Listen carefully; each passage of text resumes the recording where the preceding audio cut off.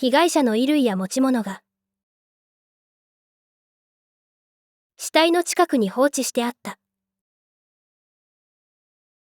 衣類は切り刻まれている。犯人に拉致された被害者は、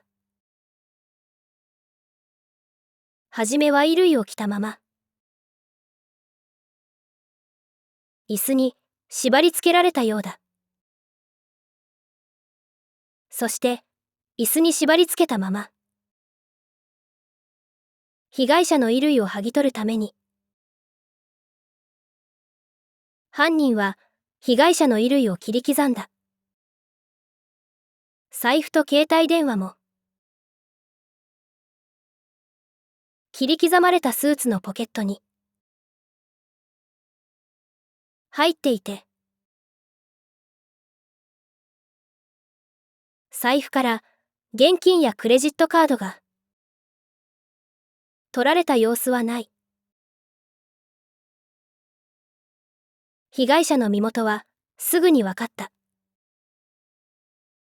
国土交通省総合政策局長前田義彦、いわゆる高級官僚だ。田原が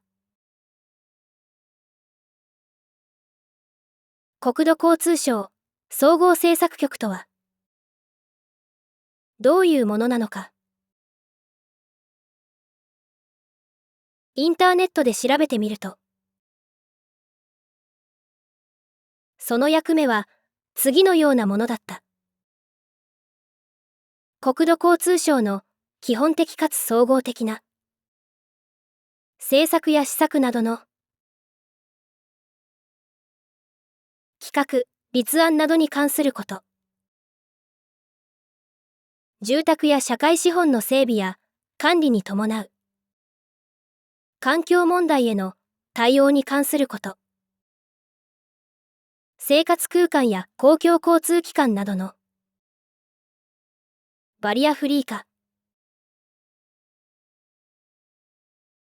子育て環境の整備などに関すること。公共交通の利便性向上及び交通需要マネジメント施策の推進に関すること。建設産業の育成及び振興に関すること。不動産業の育成及び振興に関すること。交通・運輸産業の育成及び振興に関すること。宅地供給の推進に関すること。海洋利用の推進に関すること。観光政策の推進に関すること。海外への国土交通基盤整備の支援などに関すること。交通安全対策の総合的な推進に関すること。国土交通省という役所には常に不正がつきまとう公共事業に対する民間業者の受注競争は国土交通省には特に多い。受注競争の不正はこの日本では常に問題になってきた。そしてつい最近、国土交通省によるこれまでとは違う新たな不正が発覚した。建設工事受注動態統計のデータの書き換えによる二重計上問題。 GDP 国内総生産や建設投資の拡大を目指した。現在の内閣に対する忖度の可能性があるらしい。その事件は新聞で庶民に明かされた。書き換えが始まった時期は現在の内閣のスタートと重なる。現在の内閣が掲げた成長戦略なるものの成果が思わしくなく、それを国土交通省がごまかそうとしたということらしい。現在の内閣が掲げた大胆な金融緩和、機動的な財政出動、民間投資を喚起する成長戦略、そしてもう一つ掲げたのが国土強靭化。2011年3月の東日本大震災の惨禍も冷めやらぬ中、巨大地震や大規模な水害などに備えるとして公共投資を増加させた。しかし建設業界の人手不足による入札不調で自治体が公共事業予算を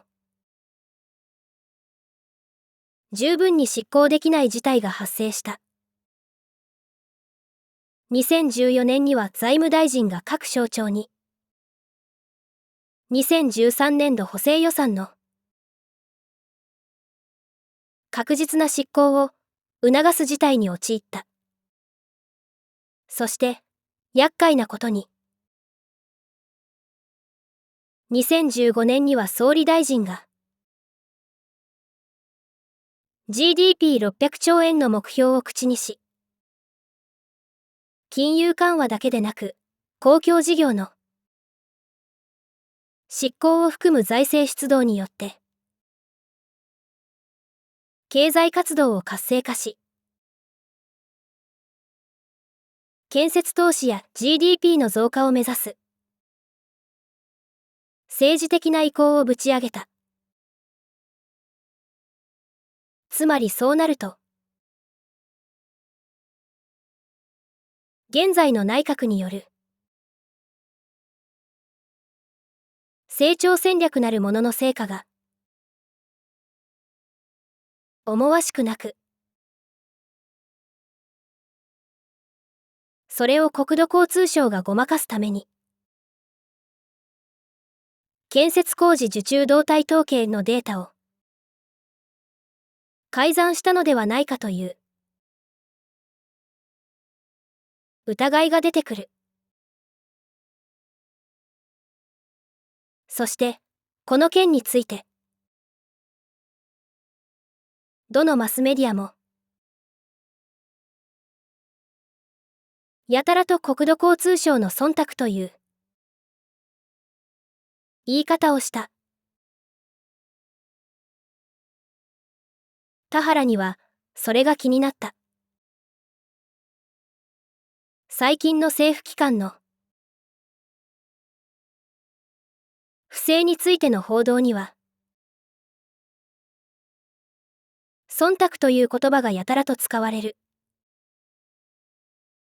忖度という言葉が使われると、不正は政府機関が勝手にやったことで、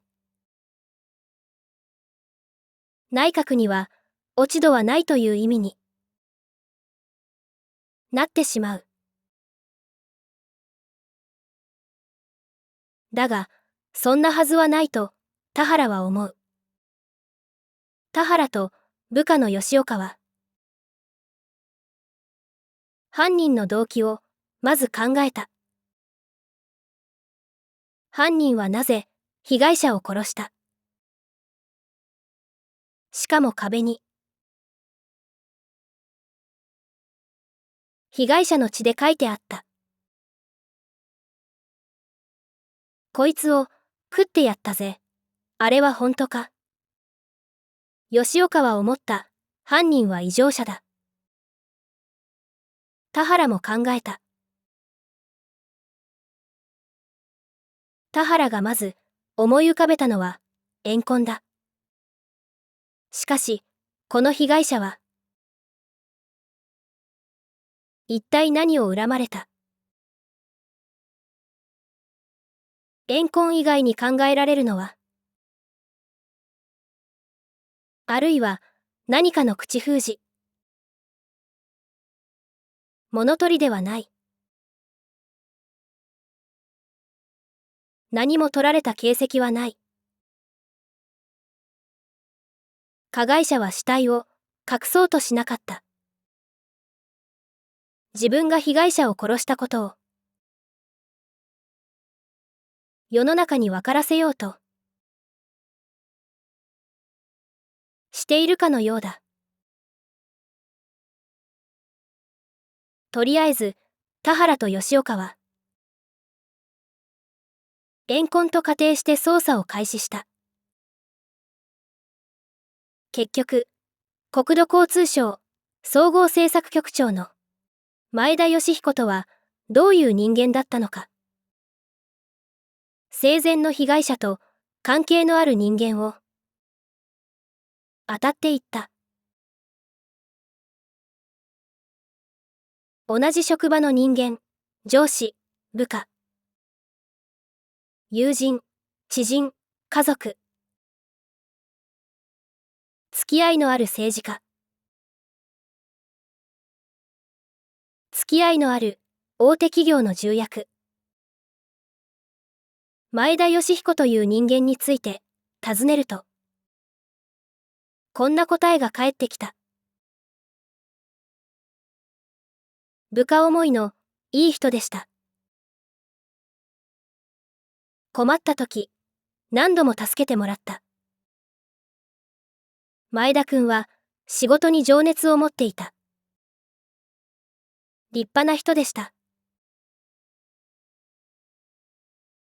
貧困法制で誰にでも公平に接した。状況を深く理解する知性があった。的確な判断力、実行力があって、難しい問題が起こっても確実に解決していった。田原と吉岡は考えた。その話を信じるべきか、疑うべきか。もちろん疑うべきだ。疑わなければ捜査にならない。だがしかし、一体どこをどう疑う？再生リスト9に続きます。